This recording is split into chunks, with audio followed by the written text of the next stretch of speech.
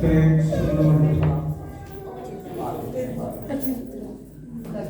के कलाम पाक में लिखा है, आज हम शुक्रगुजारी की इबादत कर रहे हैं। शुक्रगुजारी से बात की कि खुदा ने फिर कभी प्लेटफॉर्म नहीं दिया। ये कोई घर नहीं है, किसी के घर नहीं है, मेरा घर भी नहीं है। ये सिर्फ खुदा ने में इबादत करने के लिए प्लेटफॉर्म नहीं है। और आज कलाम में लिखा है, जब खुदा ही घर ना बनाए तो बनाने वाले की मेहनत आवश्यक। अगर खुदा ही ना चाहे तो मेहनत करने वाला जो कुछ मर्जी करता रहे वो कामयाब नहीं हो सकता, वो कामयाब नहीं हो सकता। और खुदा ही वहां पर गुनाह करे तो चौकीदार का जागना नहीं, मैं खुद ही जगह अवश्य बेकार है। बहुत बार हम घरों को ताले लगाकर सोते हैं कि कुछ सोना ना चुरा कर ले जाए, पैसे ना चुरा कर ले जाए, या कुछ और कीमती अशिया ना चुरा कर ले जाए। और अगर खुदा ही हिफाजत न करे तो ताले लगाना बेकार है। सबसे बढ़कर हमें अपने आप को खुदा के हाथ में देना है। हमारी जिंदगी की, हमारे मानव समाज की खुदा ही मुहाफिज है। हमारा घर खुदा ही बनाए, जमीन पर नहीं। ये जमीन के घर की बात नहीं हो रही, उस आसमान के घर की हो रही है जो हमारे अब्दी मकान तैयार किए गए। जमीन के घर, जमीन का खैमा लिखा है कि गिरा दिया जाएगा। ये थोड़े वक्त के लिए, थोड़ी मुद्दत के लिए, ये हकीकी घर नहीं है, हमेशा का घर नहीं है। यहाँ पर हम यहाँ पर जितनी मर्जी पक्की ईंटें या पत्थर लगा ले, ये हमेशा कायम रहने वाला नहीं है। ये एक दिन पुनः हो जाएगा, मलिया बन हो जाएगा। लेकिन हकीकत में खुदा जो घर में रहता है वो हमारा वजन है, वो हमारा जिसके अंदर खुदा रहता है वो हमारा वतन है। इसको खुदा हकीकत में घर बनाना चाहता है। ये चर्च है, ये बिल्डिंग चर्च नहीं है। बिल्कुल हमने इसको महसूस किया कब यहाँ पर इकट्ठा होकर ये काम करें। अदरवाइज ये चर्च नहीं है, इंडियन चर्च नहीं है। चर्च असल में हमारा भवन है जिसमें खुदा रहता है, जिसमें खुदा ईंटों और घरों के मकानों में नहीं रहता, बल्कि हमारे दिल के अंदर रहता है। और ये खुदा का मस्कन है, ये खुदा का मकसद है, ये खुदा का घर है, ये खुदा की हैकल है। आइए मेरे साथ इस तरह से आज एक हवाला सीखेंगे। मुझे बहुत खूबसूरत ये हवाला लगा। 12वीं ज़बूर की किताब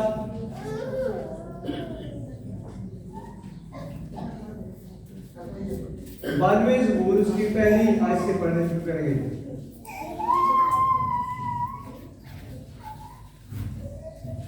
कलाम खुदा में जो मरहूम है,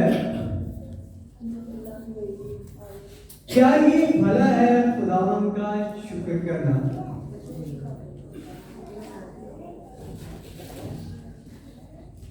और तेरे नाम की मदद सराई करना, ऐ हक तारा। सुबह को तेरी शफकत का इजहार करना और रात को तेरी वफादारी का। खुदा के कलाम पाक का पढ़ा सुना समझा जाना हम सब के लिए बाइस है। ये दो आयतें जो है, अगर आज आप इसको सही तरह से समझ जाए तो ये आपकी जिंदगी का बहुत बड़ा लेसन है। अगर आप इसको गौर से सुने तो ये आपसे आयत लगती है कि क्या ही भला है खुदा उनका शुक्र करना। और तेरे नाम की मदद से करना, अहद ताला सुबह को तेरी शफकत का इजहार करना और रात को तेरी वफादारी करना। तो मेरा क्या ही बोला है कि हम खुदा की शुक्रगुजारी करें, क्योंकि क्या है कि वो भला खुदा है। वो क्या करता है? भला करता है, वो भलाई करने वाला है। वो किसी का नुकसान नहीं चाहता और ना ही किसी का नुकसान करता है। ना वो किसी का नुकसान करता है और ना ही वो किसी का नुकसान चाहता है और ना ही किसी को नुकसान में देखकर खुश होता है। हम क्यों नुकसान में जाते हैं? क्या हम खुदा की शुक्रगुजारी करना छोड़ देते हैं? दुख में है, शुक्रगुजारी करना छोड़ दी। मुसीबत के अंदर है, शुक्रगुजारी नहीं करते। भूखे हैं, शुक्रगुजारी नहीं करते। लेकिन हमें ये लग नहीं होता कि खुदा इस प्रोसेस में से गुजार कर हमें क्या, हमारे साथ क्या करना चाहता है। मत सोचिए कि खुदा किसी का नुकसान करता है। लाजर की एक मिसाल है कि वो टुकड़े खाता था और न शुक्री कभी नहीं की। उसको आगे का कोई पता नहीं था, मैं बाबा अब्राहम की गोद में जाऊंगा या कहां पर मुझे फेंका जाएगा। यहाँ के लोगों ने तो मुझे रिजेक्ट कर दिया, यहाँ के लोगों ने तो मुझे रद्द कर दिया, यहाँ के लोगों ने तो मुझे ताजा रोटी नहीं दी, ताजा फल नहीं दिया, कुछ भी मुझे नहीं दिया और मैं टुकड़े खा खा कर अपना पेट पालता हूं। लेकिन आगे पता नहीं मेरे साथ क्या होगा। लेकिन खुदा उसे इस प्रोसेस में से गुजार कर एक ऐसी एग्जाम्पल पेश करना चाहते थे जो हमारी जिंदगी के लिए हो, जो हमारे सामने रखी जाए। क्या जब वो मर गया तो फरिश्तों ने उठाकर उसे बाबा अब्राहम की गोद में पहुंचा दिया, जिसके वो टुकड़े खाता था। जब वो मरा तो उसे झरना में फेंक दिया। अब लाजर को इस बात की इल्म नहीं था कि मेरे साथ क्या होने वाला है। बाबा अब्राहम की गोद मेरे लिए है या नहीं है, लेकिन खुदा उसके साथ भलाई करना चाहता है, खुदा उसका भला करना चाहता है, खुदा उसके साथ जाता है। खुदा ने छोड़ा नहीं। इस तरह हम भी नहीं जानते कि खुदा हमें मुश्किल में से गुजार कर हमारे साथ क्या करना चाहता है। खुदा मुसीबत में डालकर हमारे साथ क्या करना चाहता है। खुदा बीमारी में डालकर हमारे साथ क्या करना चाहता है। उसका जलाल हमारी जिंदगी से किस तरह से जाहिर होगा हम नहीं जानते। और इसीलिए पहले आयत के अंदर लिखा है कि क्या ही भला है खुदा उनका शुक्र करना। कितनी खूबसूरत बात है क्या खुदा की शुक्रगुजारी करें जिस हाल में भी है। अभी एक शुक्रगुजारी के तलक से एक दिन मेरे भाई ने मैसेज सुनाया था कि डैनियल को पैमाना दे दिया गया और पैमाना क्या परवाना दे दिया गया, उसकी मौत का ऑर्डर हो गया। बादशाह ने मोहर लगा दी कि अब डैनियल को शेरों की गार में फेंका जाएगा। अब जब सामने मौत हो तो शुक्रगुजारी करने के लिए दिल जाता है, क्योंकि फिर क्या करने के लिए दिल जाता है? रोने के लिए कि रो, खूब रो। या मुसीबत में पड़ जाए, मुश्किल में पड़ जाए, हमें सामने मौत नजर आ रही हो तो शुक्रगुजारी नहीं होती। फिर ये मिलते जरूर होते हैं कि खुदा मुझे माफ कर दे, लेकिन शुक्रगुजारी नहीं होती। लेकिन खुदा चाहता है कि इंसान खुदा की शुक्रगुजारी करे। और लिखा है कि डैनियल अपने घर गया और फिर अपने कोठरी का दरवाजा बंद किया और खुदा की शुक्रगुजारी करना शुरू की। क्या कहता है फिरौन, तेरा शुक्र है कि तूने बादशाह को हुक्म दिया कि मेरी मौत का परवाना लिख दे। यह क्या कहा होगा? यही कहा होगा ना, अच्छा फिरौन तेरा शुक्र है, जैसे तेरी मर्जी है वो मेरे बदल से पूरी हो। लेकिन हम ऐसे इंसान होते हुए ये बात नहीं कहते। हमारे पास पैसा आ जाए तो खुदा का शुक्र है, खाना पीना अच्छा हो तो खुदा का शुक्र है, अगर अच्छा सब कुछ ना हो तो खुदा का कोई शुक्र नहीं। और आज हमें इस बात को सीखना है, या अगर डैनियल और सदैक में से करते निजू को भी देख ले तो उनके सामने भी आग की भट्टी है और सारे लोग उनके सामने सजदा रेस हुए, लेकिन वो 3 लोग खड़े, सिर्फ 3 लोग खड़े हैं। हजारों की तरह में लोग होंगे जो सजदे में हैं। जब नरसिंगा फूंका गया तो उस मूर्ति के सामने सजदा रेस हो गए, लेकिन 3 लोग उनमें से खड़े हैं और वो सजदे में नहीं गए। उन्होंने कहा बादशाह तेरा आपको मानना हमारे लिए जरूरी नहीं है, आपकी भट्टी में बैठना फेंक दे, बचाने वाला आपसे बड़ा है। बचाने वाला, ये शुक्रगुजारी है कि बचाने वाला आपसे बड़ा है। और जब इस बात की शुक्रगुजारी होगी तो खुदा आपकी भट्टी को भी ठंडा कर देता है, शरों के मुंह को भी बंद कर देता है, और आज भी खुदा सब कुछ करने की कुदरत रखता है। Hallelujah, hallelujah. आज भी सेम खुदा काम करता है। आज खुदा चेंज नहीं हुआ। अगर हमारे पास कुछ नहीं है तो खुदा की शुक्रगुजारी करें, अगर है तो बहुत ज्यादा करें, नहीं है तो भी शुक्रगुजारी करें। जिस हाल में खुदा ने रखा है खुदा की शुक्रगुजारी करनी। और लिखा है दूसरी आयत में, तेरे नाम की मदद सराई करना है खुदा, क्या उसके लिए गाते बजाते रहे, मदद सराई करे, उसकी तारीफ करे, उसकी ताजीम करे, उसकी इज्जत करे, उसके ज़बूर गाए, गज़लें गाए, नगमात गाए। और बाइबल में इसकी मिसाल ये है कि 2 शिगिर्द काठ की लकड़ी में ठोक दिए गए, जैसे उनके पांव जो है इस तरह कस दिए गए जैसे शिकंजे के अंदर इंसान को कसा जाता है, और ना वो बैठ सकते थे, ना वो हिल सकते थे, ना वो खड़े हो सकते थे, ना वो लेट सकते थे जेल के अंदर। और वो क्या कर रहे? मदद सराई। वहां पर क्या कर रहे? मदद सराई कर रहे, वहां पर गीत गा रहे, वहां पर हम सुताइश कर रहे, और कैदी सुन रहे। कैदी उन्हें चाहिए तो ये था कि वो दुआ करते कि खुदावंद ने एक दफा यहां से निकाल दे, हमारी मदद क्या है। उन्होंने मदद नहीं मांगी, लेकिन क्या किया? वहां पर शुक्रगुजारी की है, और शुक्रगुजारी करते करते लिखा है कि आसमान से फरिश्ते ने आकर उनकी बेड़ियां तोड़ दी, उनकी नी जो है जेल किसको फैला कर रख दिया, ताले टूट गया उसके, सिर्फ वर्शिप करने के सबब से, सिर्फ खुदा की शुक्रगुजारी करने के सबब से, सिर्फ खुदा को भला जानकर कि वो भलाई करने वाला, वो किसी का नुकसान नहीं चाहता।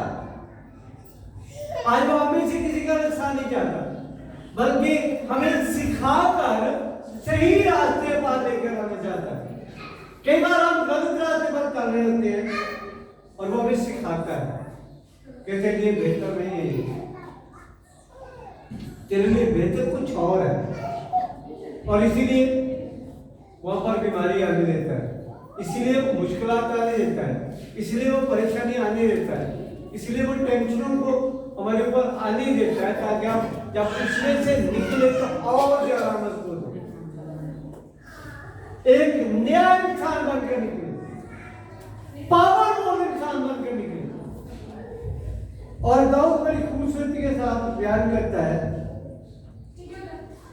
कि सुबह को तेरी शफकत का इजहार करना। सुबह को क्या मतलब हो सकता है इसका? क्या मतलब हो सकता है? सुबह को तेरी शफकत का कि खुदावंद की जो नेमतें बरकते उसके लिए खुदावंद की शुक्रगुजारी करनी चाहिए कि उसका शफकत वाला और रहम वाला हाथ सुबह सुबह करनी चाहिए। हाँ जी। बाकी टाइम नहीं बाकी टाइम भी करना चाहिए, लेकिन यहाँ पर लिखा है सुबह को तेरी शफकत का इजहार। सुबह कहते हैं रोशनी को, सुबह किसको कहते हैं? जब दिन चढ़ा होता है तो रोशनी होती है।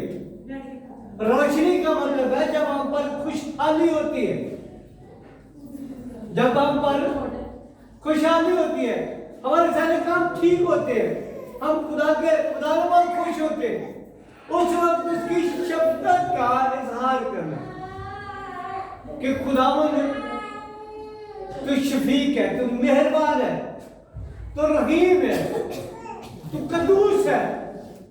उसकी शफकत का इजहार करना, अपने मुंह से इकरार करना। और रात को रात को क्या करना?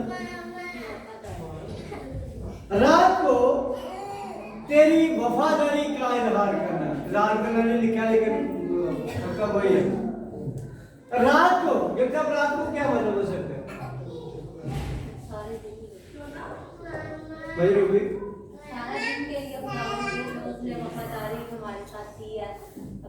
इसलिए मैं कह रहा हूँ कि आज इसको थोड़ा गौर से सुनना कि आज इसका मकसद क्या है, खुदा का मतलब क्या है। रात का मतलब अंधेरा, गुनाह।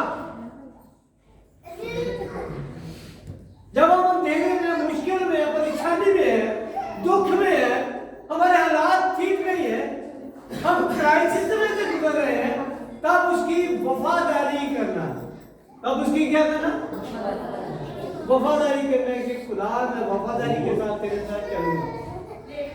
मैं वफादार हूँ, सिर्फ खुशी में वफादार नहीं हूँ, खुशी में तेरी शफकत का इजहार नहीं करता, खुशी में तेरे गीत नहीं करता, बल्कि दुख में भी मैं तेरे साथ वफादार हूँ। और दुख में इंसान वफादार नहीं रहता, मुश्किल में इंसान वफादार नहीं रहता,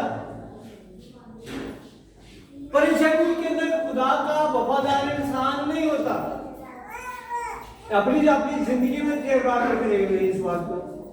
और जब मैंने क्या है कि सुबह को तेरी शफकत का इजहार करना और रात को तेरी वफादारी का, कि मैं मुश्किल में भी हूं तब भी वफादार हूं, मैं दुख में भी हूं तब भी वफादार हूं, मैं क्राइसिस में से गुजरा हूं तब भी मैं वफादार हूं, मैं बदरूप के अंदर गिरफ्तार हूं तब भी वफादार हूं, मैं किसी मुश्किल में भी हूं, मैं अंधेरे में हूं, मैं गम में हूं, मैं तेरी वफादारी करूंगा।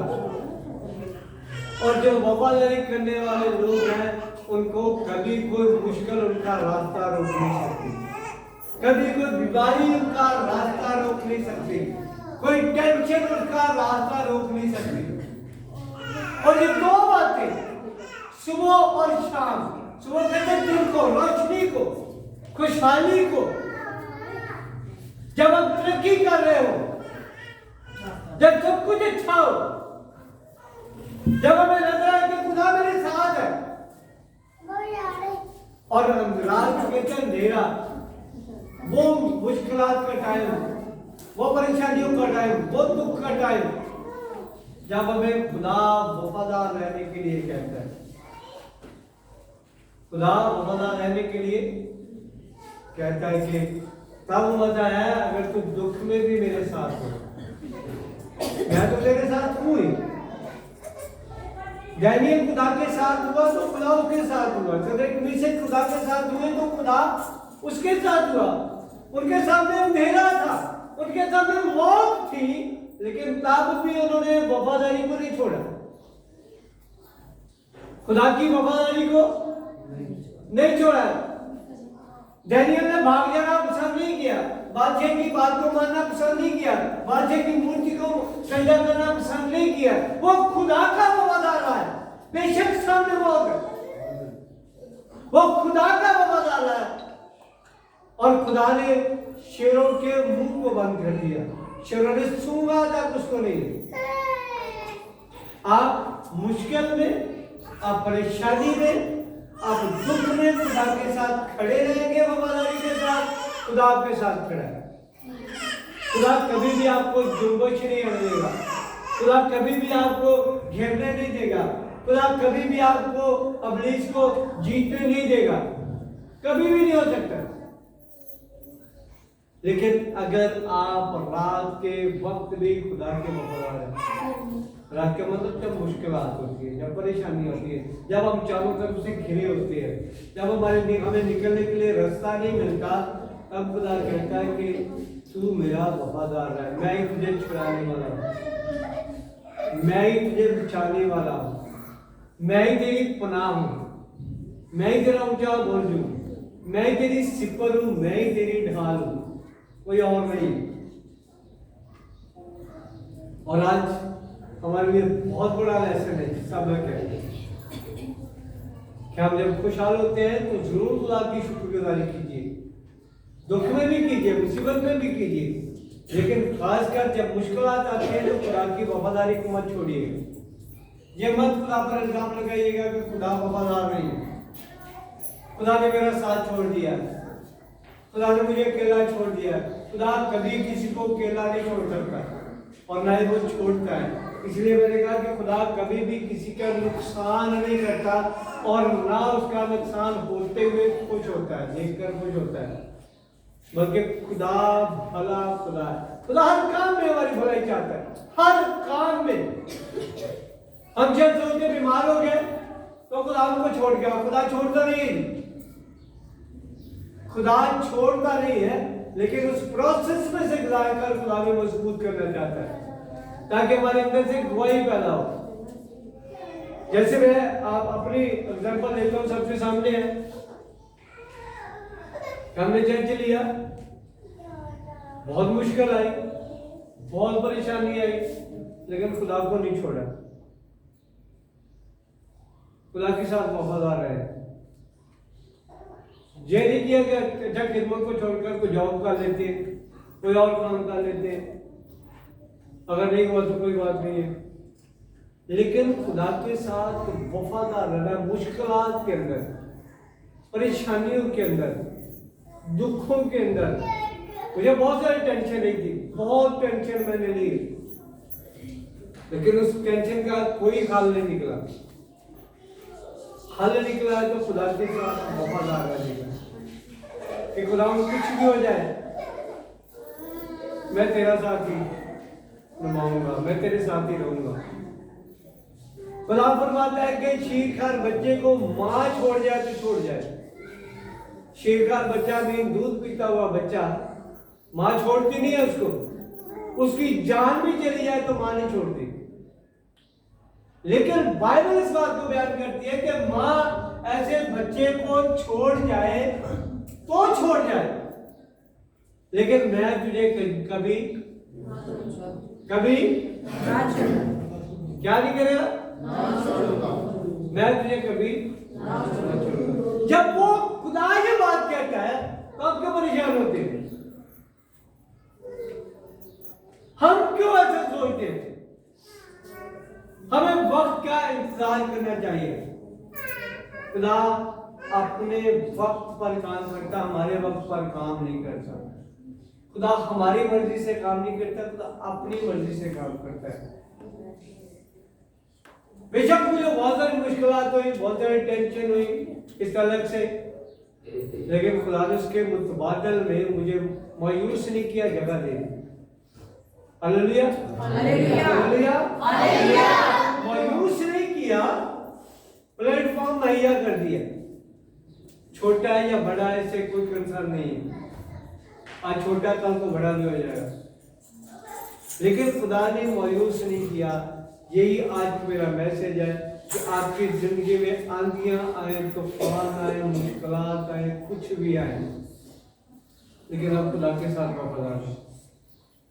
आप खुदा के साथ, वो भला है, वो आपकी भलाई करता है, वो कभी आपका नुकसान नहीं करता, कभी आपका नुकसान नहीं चाहता, कभी आपको घेरने नहीं देगा, कभी आपको फिसलने नहीं देगा, कभी आपको राज नहीं करेगा, कभी आपको छोड़ेगा नहीं।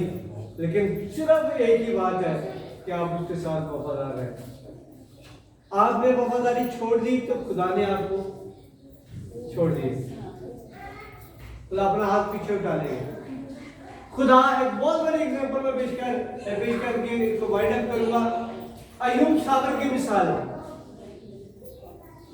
उसके साथ क्या हुआ, लेकिन उसने खुदा को छोड़ा नहीं, वो खुदा के साथ वफादार रहा। उसने कहा जब तक मेरी जबान ठीक है, मेरा बदन जैसा मर्जी हो जाए, इसमें कीड़े जाए, कुछ भी हो, जल जाए, सड़ जाए, कीड़े खाए, लेकिन मैं होंठों से खुदा की तारीफ करूंगा, मैं होंठों से उसकी शुक्रगुजारी करूंगा। उसने कई बार भी खुदा को नहीं कहा कि तुझे क्या खुदा है, तूने मेरी यह हालत बना दी। कई बार भी यह लफ्ज नहीं कहा। उसकी बीवी ने कहा कि तू किस खुदा को मानता है, उसकी तकफीर कर, उसे छोड़ दे, यानी उसकी इंसल्ट कर और खुदा को छोड़ दे। उसने तेरे साथ क्या किया, लेकिन उसने कहा कि तू मेरे साथ रहना चाहती है तो रह, नहीं रहना चाहती तो तेरी मौत, लेकिन मैं खुदा की तकफीर नहीं करूंगा, मैं उसके साथ वफादार रहूंगा। और वफादारी का सिला ये था कि पहले से दुगना उसको दिया गया। जो कुछ उसने खोया उससे दुगना खुदा ने उसे दिया। और आज वफादारी में जो कुछ आप खोएंगे, खुदा आपको मल्टीप्लाई करके रिटर्न करेंगे। अगर आप वफादार रहे तो, अगर आप वफादार नहीं रहे तो खुदा आपका अपना हाथ पीछे कर देगा। आज ये सीखने की बात है। आज मेरे साथ खुदा ने यही किया। आज मैं इसीलिए आप सबको भी सिखा रहा हूं कि आपके पास घर की मुश्किल है, आपके पास औलाद की मुश्किल है, आपके पास कोई भी मुश्किल है, आप किसी भी मसाइल के अंदर घिरे हुए, कोई भी टेंशन आपको है, आप खुदा से वफादार रहिए। खुदा आपसे वफादार है, क्या ही भला है उसका शुक्र करना, उसकी शुक्रगुजारी करते रहिए। वो वक्त पर आपको सरफराज करेगा, वक्त पर आपको सरफराज करेगा, वक्त पर वो आपके दुश्मनों को दिखाएगा कि मैं इसके साथ हूं। और आज ये बहुत बात जरूरी है। अब बेदीनी का दौर है, अब नहीं चाहता है अच्छा तुम खाली मिला खंड पर तेरे खुदा ने बात कर, तेरा काम नहीं चलता, चर्च की जाना। आज इब्लीस बहुत तरह से हमें गुमराह करने की कोशिश करता है, लेकिन आपका कोई भी मसला है, आप खुदा के साथ वफादार रहिए, सिर्फ और सिर्फ खुदा के साथ। खुदा चाहता है आप मेरी वफादारी करें, तो खुदा के पास वो सारे खजाने हैं दुनिया के, जिसके मुंह आपके लिए वो खोल देंगे और किसी भी चीज का मोहताज नहीं रहने। और आज जरूरी बात है कि अगर खुदा, मैंने इस प्रोसेस में से गुजर कर ये सीखिए बात, क्या आप अकेले भी खड़े हो सकते, अकेले भी, चलिए तो अकेले खड़ा हो गया बादशाह के सामने, कोई और नहीं है उसके साथ देने वाला, अकेले खड़ा हो गया, नहीं मानूंगा तेरी बात को, तो क्या करेगा? 450 नबियों के सामने एलिया अकेले ही खड़ा हो गया, कोई परवाह नहीं है, क्या होगा? मार देंगे। और बहुत सारे मारे भी गए, शहीद भी किए गए, आरसी किए गए, जलते हुए तेल के कड़ाहे में डाले गए और आग की भट्टी में डाले गए। बहुत सारे को बहुत तरह के उल्टी स्लीप दी गई, बहुत सारों को लटकाया गया, लेकिन उन्हीं के वसीला से आज खुदा का कलाम हम तक पहुंचा है।